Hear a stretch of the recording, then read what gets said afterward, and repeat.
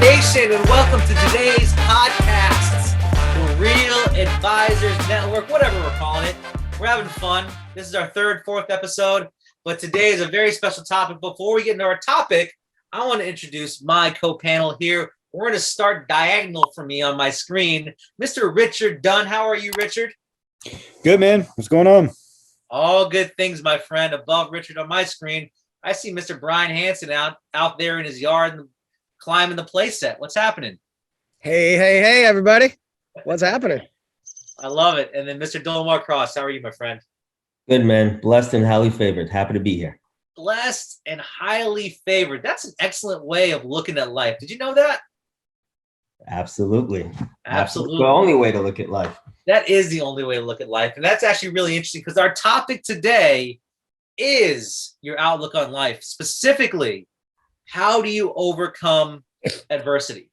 Now, adversity is a challenge in business, a challenge in life, a challenge that we have to face. And some people who face adversity fall and succumb and crumble under it, and others rise. And it's always been a question in my life as to why do some people fail and others succeed and others find comfort and stay in the same place, which to me is also failure. And we all have these three options, right? We see a challenge in front of us, and we can overcome that challenge, or we can just let it overtake us. So overtake, overcome. Brian, I want to ask you a question. Give me an example of life where you faced some adversity. I know we know each other really well, but those listening, those watching don't know who you are whatsoever. But I know there's some times in life, especially early in your career, that you faced some really big challenges. Tell me about one of those times and tell me about how you overcame them. That's a good question. I'd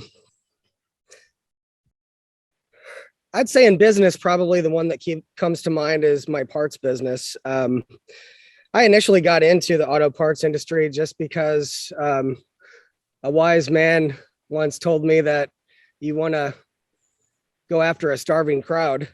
And at the time we were going through the crash, people were fixing their cars. They weren't buying new ones. And I was like, well, maybe I'll go after auto parts. And, I could have went after anything, but I decided to go after engines. They're the most expensive with the biggest spreads. I since after that went into transmissions and kind of went down the line, but I went after something I didn't know anything about. And in particular, before that, I was always trying to start something and I was looking for that big thing. But I went into that business thinking I wanted to grow the biggest, flashiest company I could. I was out to prove something. And what I realized is that can be an easy way of ending up in failure. One, I didn't know enough about the industry, but I was trying to grow it too fast and too big, and the wheels started to fall off. And it was just an up and down thing. Primarily with that company, because I was getting the parts from salvage yards, they were selling dreams and shipping nightmares, and it was to my customers. So I was the one that took the heat for it. But we ended up with merchant issues where they would freeze hundreds of thousands in funds. And while we grew it into the millions, everybody was like, wow, man, you got a multi-million-dollar business. It doesn't matter how big your business is. It matters how much you make. And I wasn't making that much money. I was doing decent, It wasn't that I wasn't in a six-figure side. I wasn't eating crackers for dinner, but, it wasn't as good as everybody thought it was. To the masses, I looked great, but at the same time, I was stressed out. I was constantly trying to figure out how to grab for money. And I realized that what I want to do is what I can do best and where the money's at. And decided to do with the failure, because, I was I was losing money hand over fist. I could have just stuck my head in the sand and went back to corporate. Instead, I decided, you know what? I don't even know anything about car parts. I don't know how to change the oil in my car. But what I do know is marketing. And so what I decided to do is switch that company into a lead generating company. And I still sent the leads I sent them to the salvage yards, the people I was buying the parts from, but I got out of the stuff that I wasn't good at. and I simplified my business and focused on where the profit was. And while my gross profits to some that aren't running businesses, they would think it was a bad thing. I probably cut my annual gross income in half, but my actual profit more than quadrupled. I was making money hand over fist, and I wasn't doing anything. I hardly had to work. I just had to come up with new strategy, and that was what was fun, is coming up with new ideas, having the bandwidth and the air to breathe. And it was just funny to me because what I did is I took my company into a very simple business that didn't require a lot of moving parts, didn't require any employees, didn't require anything. And I was making way more money, and I was so much more happy. So I took that failure and I turned it into one of the biggest wins I ever had. And I actually get paid from that business years and years later to this day. And actually the money that I get from that, I put absolutely zero time into. I haven't talked to any of my clients, even the people paying me, I don't talk to them. We email maybe once every 4 months or so. So that would probably be the biggest example of a business wise, because had I kept going down that path, I would have been back at corporate America, which is probably my biggest nightmare. It used to be public speaking. I'm still a little nervous about that, but now it's just having to go back and work for somebody. But I look at failure itself, like failure itself, fail. I don't know if anybody's ever heard this, but it's a really good analogy. It's first attempt in learning. That's what fail means. And if you look up anybody, billionaires, just off the top of my head, like take Bill Gates, you know, some people might have, I don't even remember the name. Is it Trafo Data was his first project that failed miserably. But he would have never got into Microsoft without that. You take Warren Buffett, you know, he bought a Sinclair gas station and it never was profitable. You know, he failed miserably with it. Bezos, you know, I think Amazon was Cadabra. I don't know if anybody knew this, but when he started selling books, there was a loophole and people would put in negative book orders and he would actually have to pay them for the book order. So he was getting robbed left and right. And, you know, you just look at all these guys. I think Walt Disney is probably the best example of it, but they failed over and over and over again to get to where they're at. And so my belief in business up to this time, and I don't want to take all the time, I'll pass it over to you guys, but my big takeaway with failure is it's been the greatest learning experience out of bar none, out of everything I've learned. I've learned way, way more from the times I've failed than anything else. Because if you're going to keep going, that failure is, don't ever do that dumb shit again, you know? And it's usually what makes you profit. It's a slap in the face, wake up call. You got to get your teeth knocked out sometimes to be like, shit, I got to stop doing things the way that I'm doing them. And, you know, if you're just getting a little bit of failure, you just kind of having it brushed on you a little bit, you'll still stay complacent and comfortable and try to procrastinate and let the ball roll down longer. But when you're faced with real failure, like you're failing, that's when life decisions happen. And there's either two roads. It's one of the biggest turning points that's going to turn into one of the most profitable and memorable things in your entire life, or you're going to stick your head in the sand and you are going to fail and you're going to go backwards and you may never have the chance to get back there again. So when you're feeling that thing in your gut where you're like, I'm stressed, this is the worst thing that's ever happened to me.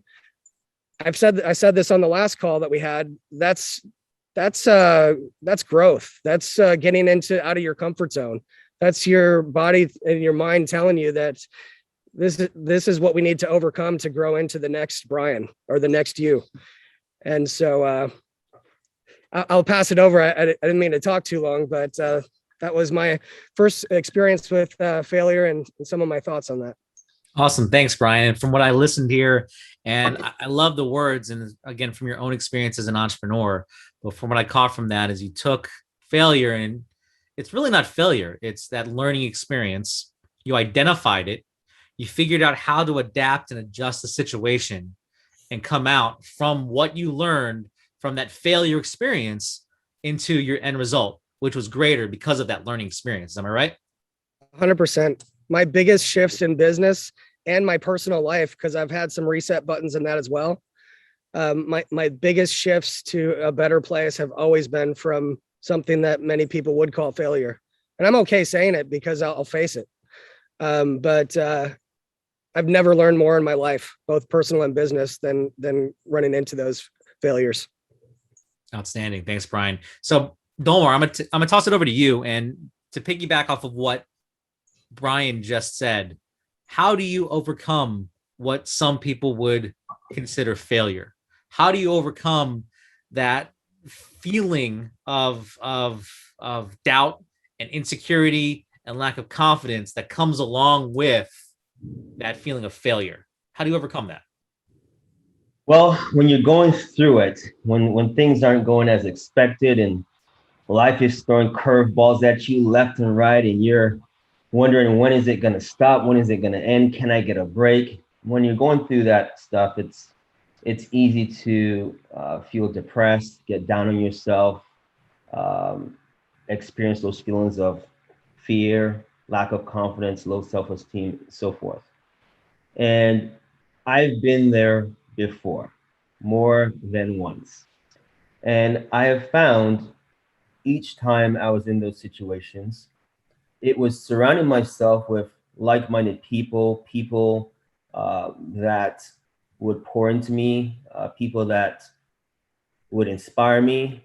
Those are the moments where I can pinpoint where things start to turn around for me. In my personal life, I think back to that moment when I had to file Chapter 7 bankruptcy. This was in the last recession that we had. This was back in 2007, 2008. I was in my early 20s, was making a lot of money in real estate, but I did not prepare for it, did not expect the market correction to happen. I was making money left and right, but then seemingly overnight, I lost it all. And I filed Chapter 7 bankruptcy, and I became a recluse. I retreated to my house. I didn't want to talk to anybody. I didn't surround myself with anybody. Here I am, this young 20-something-year-old that was on top of the world in my mind. Local newspapers were even writing articles about me and inspiring younger folks.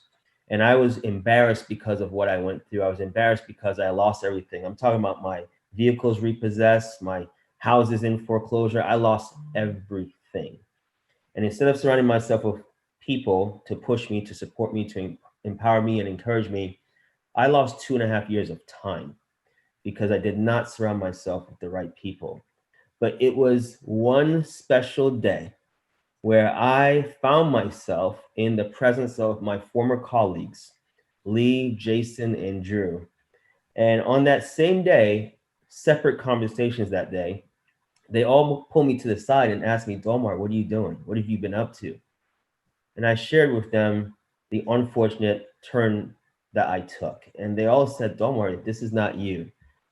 They reminded me of who I was. And they helped me to come up with a different plan. They helped me to think differently. They helped me come up with what I call the how. How do I overcome? How do I endure? How do I come up with the solution, the answer to get out of my current circumstance and situation? And they were able to point me in the right direction. And I always think back to that moment where I could have, because I did for a moment, I could have continued to give up and play the victim and stay where I was. And I certainly wouldn't be here today if I did. Mm-hmm. I've taken the lessons from that. And that has allowed me to be able to make different decisions when I'm faced with adversity again. Because after that, I have been faced with even more adversity. I have, in that moment, felt a little bit of fear or lack of confidence, but I'm able to overcome it much faster now because of the lessons I took from that major pivotal moment in my life. And so I think of, in my business life, I think back to most recently as 2020, where one of our businesses almost went out of business. In fact, we were faced with a similar decision I had to make years prior. When are we going to file bankruptcy? What day are we going to file bankruptcy? The company I'm talking about is our education company, Real Advisors. If any of you followed us before, Real Advisors was a live events company. We did multiple events every month, 4 or 5 events sometimes every single month. And when COVID hit in 2020, we had to cancel 8+ events. We shut down one of our brands and sold one of the other ones. and we had to make some major decisions. We were literally facing potential bankruptcy. But my business partners and I asked ourselves the how question. How are we going to overcome this? Because again, it's easy to give up. It's easy to quit. It's easy to throw in the towel. It's easy to walk away. But we've worked too hard. We put in a lot of work, a lot of time into building this to just give up now. And we see the lives that have been positively impacted because of a direct result of our training and our programs. We cannot give up. We are going to dig our heels in, roll our sleeves up, put our head down, and get to work. And that's exactly what we did. And we asked ourselves over and over and over, how do we overcome? How do we endure? What do we have to do different? How do we pivot? How do we adapt? And we asked those questions multiple times, multiple days in a row. And what came of that was innovation. We were able to rebirth our company and do something different that many people in our industry have never done before. And we ask ourselves today now, looking back at that moment, why didn't we do it sooner? And so anytime we're faced, especially myself, with adversity, I always lean on the people I surround myself with. I constantly surround myself with good people. I find the lesson from that moment. I take pause and look at that moment for what it is, look at the adversity, what I'm going through, but I ask better questions. What's the lesson here? What can I do differently next time? How do I overcome this? Is there a coach or a consultant out there that can help me, advise me, to help me accelerate through what we're going through right now? And certainly do not give up. I have a favorite saying that I always say, there's no testimony without going through some tests. And myself, all of us here would not have the testimonies that we have today if we did not go through the fire, if we were not pushed through those tests. And I embrace those tests. I welcome them. I appreciate them. I'm grateful for them. I would not change anything from my past if I had the opportunity to, because it was those tests, it was those challenges, those setbacks, all of that adversity is what helped to mold me into who I am today. And I'm going to continue to embrace adversity, welcome it, because it is preparing me for what is to come in my future. Love that, Domar. Thank you. And talking about tests, that's the true strength of character, being able to figure out what tests are thrown at you and how you stand up. And I want to pass this to you, Richard, because you are someone who I know as a whatever it takes to get the job done, it needs to get done kind of person. And over your long career, you've worked with so many people and molded them and shaped them and turned leaders out of normal, average, and ordinary people. And I've seen that firsthand in our company. I want to ask you this question directly. Why do people give up so easily? And what's the difference between someone who rolls over and says, that's it, versus someone who goes on, goes a distance, and becomes that winner and that champion that we sing praises of? Yeah, man. I always look at things, myself, with just a sheer mindset of will, that there's nothing that's going to stop me. Right. And, I look at things like, for example, like Domar just went through, our pandemic story. Right. But in that pandemic, when things were the darkest for a minute, it wasn't just overnight. It was several weeks and going into months that we were trying to figure out how we were going to keep things going while we were barely able to keep the lights on. Right. And one of the things that I do with myself, and I did specifically in that moment, was I said, I'm not allowing anything negative to come into my mind, no matter what. No matter how close we are to shutting the doors, no matter how close we are to possibly, filing bankruptcy, I'm not going to look at one thing negative. The only thing I'm going to look at is what I can do to push things forward, what I can do with my team, the sales team, Ducker Brigade. How can we do our part to move things forward? Because there was a lot of learning that we had to do. Okay. Because it would have been easy to go, well, we don't know any other way. We know this live event model. That's it. We didn't do that. Brian Hansen went to work on a completely different marketing source that we did not know. And he sat there hours upon hours every single day trying to learn it, trying to implement it. Then when we were implementing it, learning new ways to tweak it, to make it better. We had to learn a new way to sell. The sales team had to learn a new way to sell. We completely changed our model from high ticket to low ticket. And then obviously, you know, the things that we do on our back end, but they had to learn that process. And we're talking about years of doing things. I can't say one way because we're always studying. We're always looking to get better. But it was if I start casting doubt on my team, if I start casting doubt with my partners, if I let that enter my mind one tiny little bit, we're done. Because right now, as good as we got it, as with all the opportunity, I can find one thing that I don't like, right? Something that aggravates me, and I can focus on that. And then I can pick out 200,000 other little negative things along the way and completely change my mindset. Or I can choose to say, no, here are the good things. Here are the things that I'm going to push forward. Here's the things that I can make better. Here's the opportunity that we have created because we didn't give up, because we learned something new. Because anybody will tell you, and I'll tell you, man, if there was a time to quit, it was during the pandemic. So me, when I look at things and when I talk to the other members of our team, the leaders of our company, the employees, when I talk to you guys, I don't let things enter my mind other than how we are going to win, how we are going to keep pushing forward, how we are going to do something better, you know, and I say this, you know, because Brian mentioned, you know, failure, and I'll ask people, and I'll say, you know, well, how do you fail, man?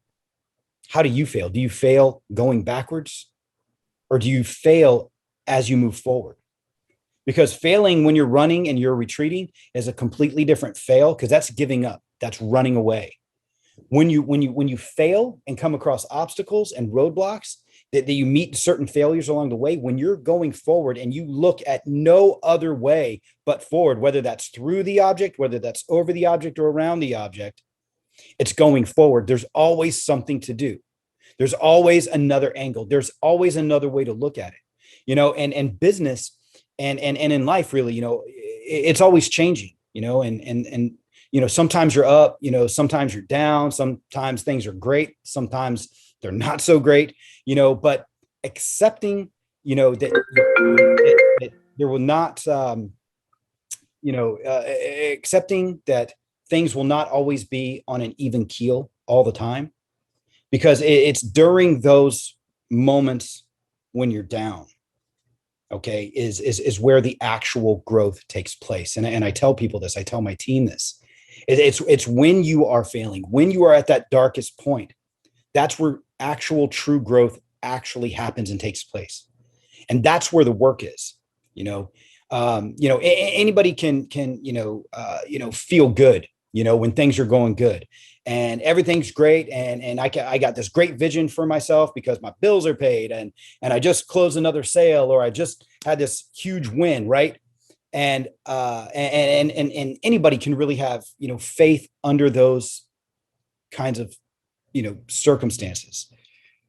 But the real challenge, right, of growth, you know, with, you know, both, you know, mentally, emotionally, and spiritually, comes when you get knocked down. Because it's at that moment, right? It's at that moment where you choose, you know, you have a choice. And that choice is, am I going to quit and stay down? Or, you know, am I going to get up and keep moving? Because it's going to happen. You're going to feel that way. You're going to be depressed. You're going to have certain failures to where it's going to make you want to quit, you know, and it's going to be like where things seem like they're going wrong all at once. I know that we've experienced that in our own business, you know, but, you know, when things, you know, seem like they're going wrong all at once, it's easy to feel beaten. It's easy to feel battered. But at those particular moments, that doesn't mean give up. You know, it actually means the opposite. It means it's time for you to fight harder. It's time for you to truly dig in. And for me, and I tell this to our guys all the time, it's time for you to stand up and scream back at the world. scream back at the world. Let everybody in the world know that you're here. And the only place you're going is the next level, no matter what. So that's how I view things. That's how I tell my guys. That's how I tell you guys at times, hey man, we're going to do this anyways. It doesn't matter. We're doing it anyways. And so, I hope that answers your question, because I know you had a couple of them in there, man, but that's how I perceive things. And I don't let just me personally, because man, it's scary times sometimes, right? But it's what you do with that fear. It's the decision you make in those dark times, in those scary times. Am I gonna tuck my tail between my legs and call it quits because I can and it's easy? Because that's the easy part. Quitting, man, is the easy part. Success, overcoming adversity, time and time again, is extremely hard, and it takes a certain mindset, in my opinion. And whether you're doing something physical or not, it always starts with your mind. Am I going to give up when the pain is real? When am I going to give up? And another quick example, and I'll toss it back to you, Francis, is with me and my team, we're always in the gym, we're always working out together, or we're doing these little challenges together. And one of the things that Justin, the guy on our team, commonly does, especially if he's been out of the gym for a minute, he'll call me up and say, hey man, I need to do a push-up challenge. I need you to do a push-up challenge with me, man, to get me back in shape. And I say, okay, well, what's the challenge? And the challenge typically is he'll say, well, let's do something ridiculous. Let's do a push-up challenge for 10 days. And every day we have to do 500 push-ups. Okay. Every day, no matter what, we're doing 500 push-ups. And I say, okay, well, let's set some guidelines and rules, because it's easy to quit, right? Because you're going to get to a point where you don't want to do another push-up.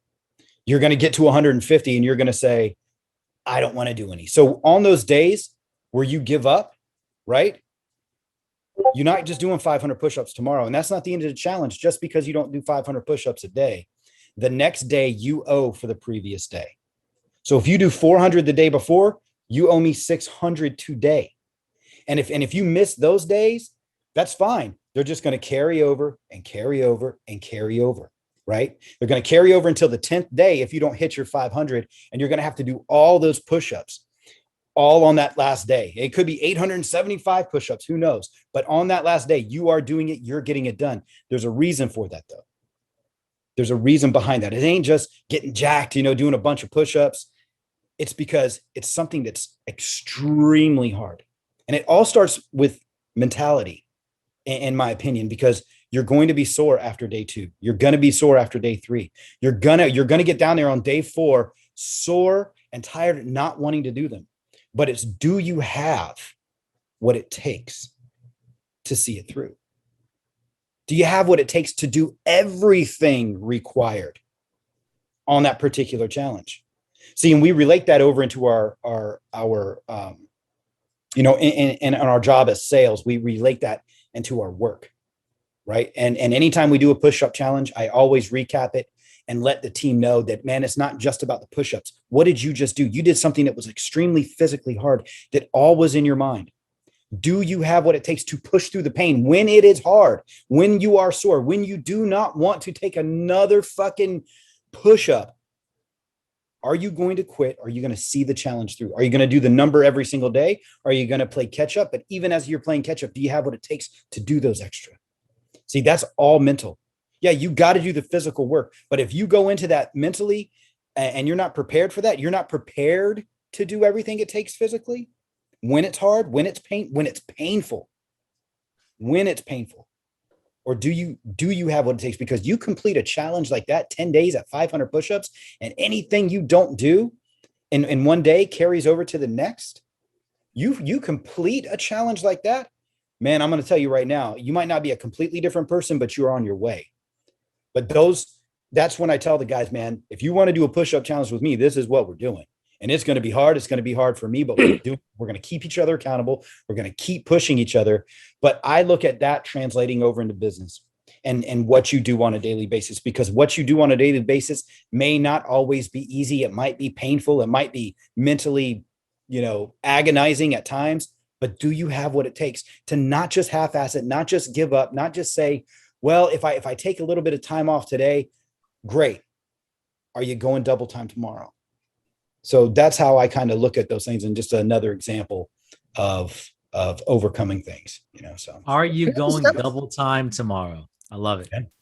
Brian? Can I just step in for, Rich says it kind of goes along with what he's saying, but, and some other things happened that, made me realize what might be going on. But I came to Rich and said, cause Rich is very, he's always in the gym and he's always working at fitness, and I fell off from it. I need to get myself back in shape. And I was kind of going through some scenarios with him, just like, things are busy and I got 2 very young kids. We got a crazy business and all these other things. And I was just going through different scenarios, and I was like, what do you think it is that makes me like, cause I want it?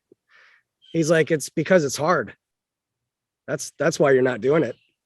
And I just wanted to share that because, like, during these times right now, during the pandemic, there's a lot of people going through issues and going through depression and going through failure. And it may seem hard to get past that hurdle, because it is hard work getting past these things, right?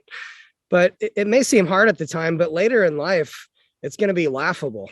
All the things I was so stressed about in the past, so stressed. I thought life was over. It was just like, everything was crashing down on me. And if any of those instances happened again, it wouldn't even faze me. And so you got to really think, is it really hard doing that thing that's in the way right now, getting past whether the failure or the gym or whatever? Is that really hard? Or is it hard living the rest of your life with diabetes and overweight and, you can't fit in the chair at the restaurant? Or is it hard living paycheck to paycheck and you can't pay your bills and you can't support your family? What does hard mean? Something that you got to push a little extra for to fix right now, or spending the rest of your life dealing with it because you didn't face it and you did stick your head in the sand. So, it may be something hard to get over, but I promise you, when you do, because you will, if you push and do that hard work, you're going to look back and laugh at the things that you used to be worried, depressed, or stressed about. I guarantee that. And maybe you won't laugh, maybe it's not going to be a funny matter, but you'll look back and think, man, that really wasn't so bad. And if you were ever faced with that again, you'll be thankful that it happened. I look back at some of the tragic things that have happened in my life that, have really affected me. And I'm really happy I went through those because I've had to deal with some of them again. And now I know what to do. So anyway, I just wanted to mention that because that really stuck out to me when Rich said that to me.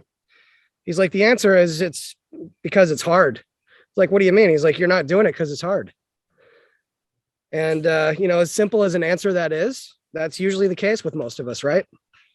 So I just wanted to point that out. Thanks, Brian. And the truth is, you choose your hard. You choose your hard today, or you choose your hard tomorrow. You do the things that most people won't do, the average and ordinary person won't do today, to live an extraordinary life tomorrow. And that's the decision. Jim Rohn would say, it's simple to do the things that will change your life, that give you a better life, that allows you to reach your goals, that allows you to give you better health, more wealth, more abundance. But it's simple not to do those same things. So from this amazing call, by the way, gentlemen, and I got from Brian, you learn, you adapt, you adjust. From Dolmar, surround yourself with the right people who will lift you up, especially in times of adversity. From Richard, amazing tips from Richard on, yes, things are going to be hard, and you have to understand that, and you have to be willing to do it, because that's how you get the results. And where your energy goes, your focus flows, your energy goes, and you have to stand guard at the fortress of your mind. That's what Jim Rohn would say, right? You have to stand guard at your mind to make sure nothing negative comes in, because you are in control of that. And so a great information here, guys, today. We're going to wrap it up. Before we go, I do want to mention that if you like what you hear, make sure to like, comment, and subscribe on the Real Advisors channel. Our goal is to deliver just real content, things that we've experienced in our business, things that we go through challenges every day, the things that we've seen to get us to a level of success and to increase our level of success, not just for us, but for our entire community, for you. And if you like it, make sure to share it, comment, subscribe, keep tuning in. Gentlemen, any last words? Happy Halloween. Yeah. There we go. All right. Thank you guys. Make sure to check out Real Advisors, realadvisors.com. Take us a look, take us out or check us out on Instagram, YouTube, and everywhere Real Advisors can be found. Thanks, everyone.